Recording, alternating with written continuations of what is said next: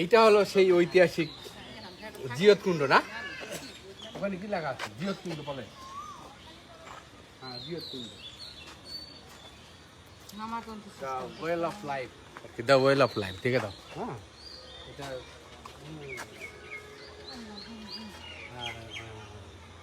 এটা সেই জিয়ত কুণ্ড।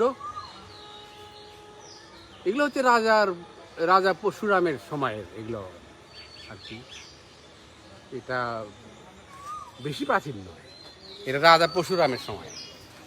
রাজা পরশুরামের আগের থেকে এই সভ্যতাটা, এখানকার সভ্যতাটা রাজা পরশুরামেরও আগে। ওইটা একটা গ্রাফাইট, ওটা একটা গ্রাফাইটের খণ্ড। আর এখানে আমরা ছোটোবেলায় দেখে গেছি অনেক সময়, অনেক নিচু ছিল, এত ভরে যায়নি, কিন্তু এখন এটা ভরে গেছে। ওই যে ওইটা যেমন অনেক সময় লোক নামতো নিচে, এটা অনেক নিচু ছিল।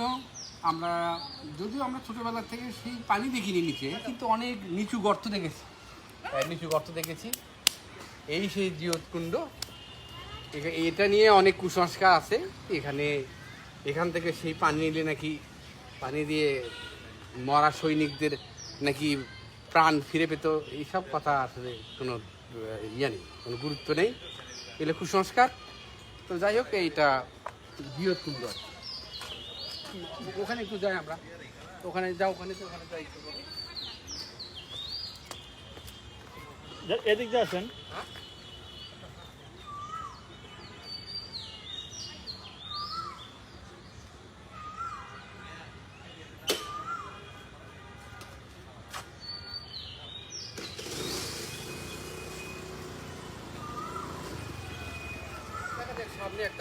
সামনে মনে হয় একটা কিছু আছে না ওদিকে, এটা দেখা যাক কি সামনে আছে।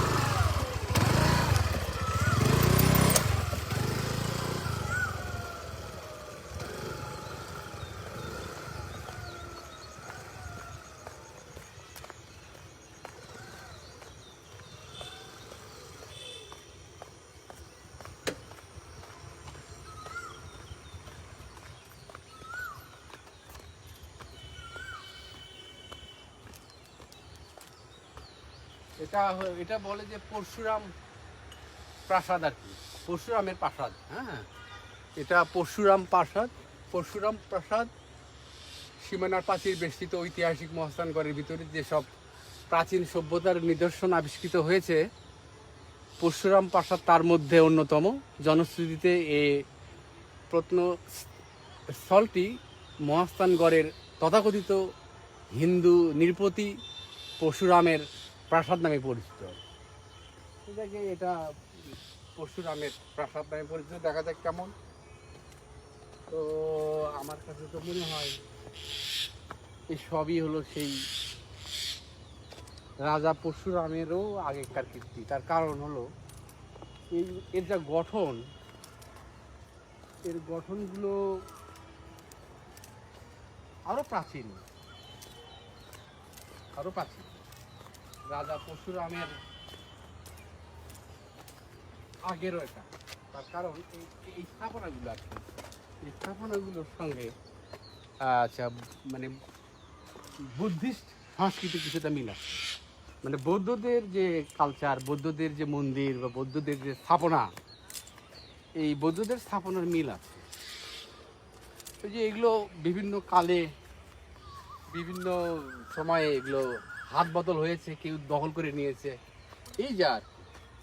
তাছাড়া এই মহাস্থানের আশেপাশে যতগুলো স্থাপনা আছে, সেই সবগুলো স্থাপনা প্রায় মানে বুদ্ধিস্ট আর কি, বুদ্ধিস্ট কালচার, মানে বুদ্ধদের স্থাপনা নির্দেশন করে। যাই হোক, এটা আমরা ঘুরে দেখি আর কি দিকে আছে।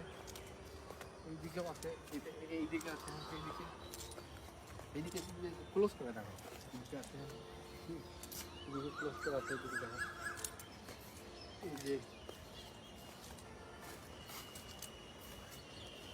ছোট ছোট ঘর, হ্যাঁ, এই যে ছোট ছোট ঘর আছে, উপরে উঠেন যেন। হ্যাঁ, এই যে ছোট ছোট ঘর, ছোট ছোট ঘরগুলো দেখা।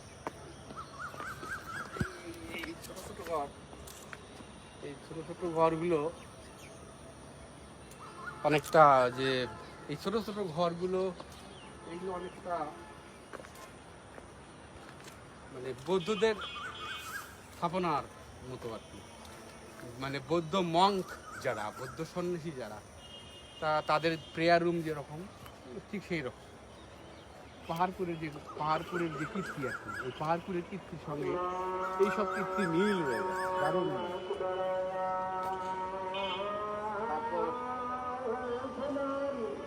তারপর বিহারপুরের ওটা হচ্ছে কি? বিহারপুরের একটা এদিকে বিহারপুরের একটা আছে, বাসুবিহার আছে।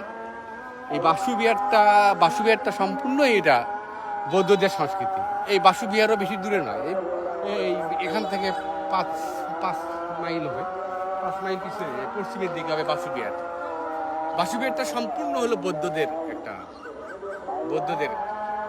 একটা স্থাপনা। তারপর বাসুবিহারের পরে ওইদিকে আবার পাহাড়পুর যেটা আছে নওগাঁর ভিতর পরে, ওটাও আর কি বৌদ্ধদের স্থাপনা। ওটা 100% বৌদ্ধদের স্থাপনা, ওটা লেখাই আছে। ওটা বৌদ্ধদের একটা বিশ্ববিদ্যালয় বলা যায় সেই সময়কার। সেখানে যে লেখাপড়া হতো, সেখানে সেমিনার কক্ষ থেকে শুরু করে ক্লাসরুম, শিক্ষকদের রুম, এগুলো সবই ছিল সেখানে, বা সেগুলো এখনো বিদ্যমান। আর এইসব স্থাপনা এখানে যা দেখছি সেগুলোর সঙ্গে একটু সম্পূর্ণ মিল আছে। ওই হাত বদল হলে যা হয় আর কি, হ্যাঁ তুই সেই রকম। বিভিন্ন সাম্রাজ্যের হাত বদলের ফলে আর কি অবস্থা। তবে এই বিল্ডিংগুলো যে কেমন ছিল, ছাদ যেহেতু নাই, অনেক স্থাপনা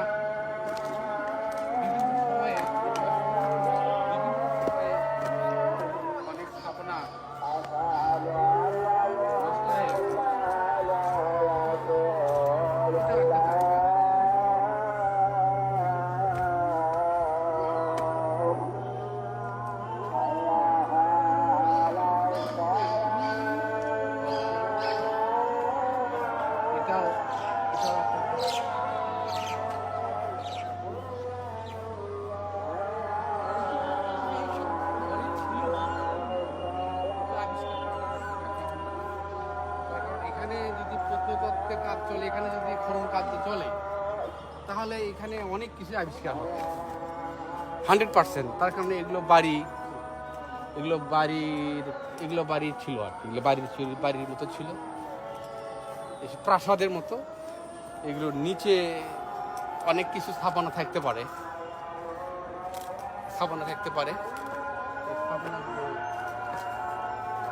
এর নিচে যে কি আছে বোঝা বড় মুশকিল। তার কারণ হলো এটা বাংলাদেশের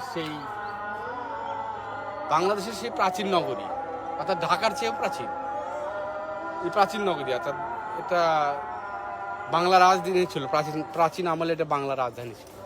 সেই রাজধানীতে আমরা এসেছি এবং দেখছি সেই ব্যাপারগুলো, সেই পুরাতন কাজ কারবারগুলো কেমন হয় এটা দেখি। তবে তাদের স্থাপত্য কার্যগুলো দেখাও একটা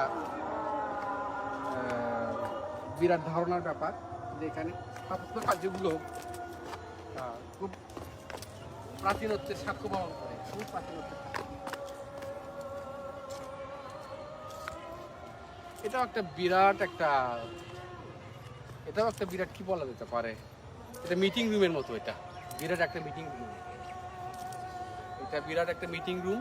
এই জায়গাটা বিশেষ বড়। এই জায়গাটাতে বলা যেতে পারে এখানে একটা মানে হল রুম বা একটা সমাবেশ কক্ষের মতো। এটা সমাবেশ কক্ষের মতো। এখানে যে সবাই যে একত্রিত হয়ে যে কোনো প্রেয়ার হোক বা মিটিং হোক এখানে করতো আর কি, এটা নিঃসন্দেহে বলা যায়। স্থাপনাটা অনেক বড় এবং প্রসারিত।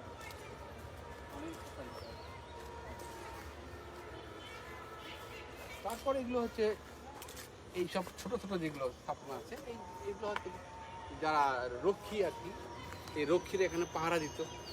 এদের রুমও হতে পারে, এগুলো অনেক উঁচু ছিল, এদের রুম হতে পারে। ওটা মেইন গেট,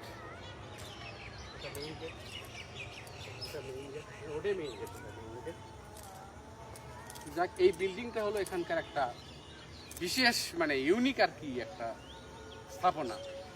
এটাই দেখার জন্য অনেক জায়গা থেকে লোকজন আসে। এই জায়গাটাই হলো খুবই প্রাচীনত্ব সাক্ষ্য বহন করে এই জায়গাটা অনেক ভালো। তো আমরা আপাতত এখানেই কথা, ওখানে সাইনবোর্ডে দিয়ে কথাটা শেষ করে রাখবো। সাইনবোর্ডে দিয়ে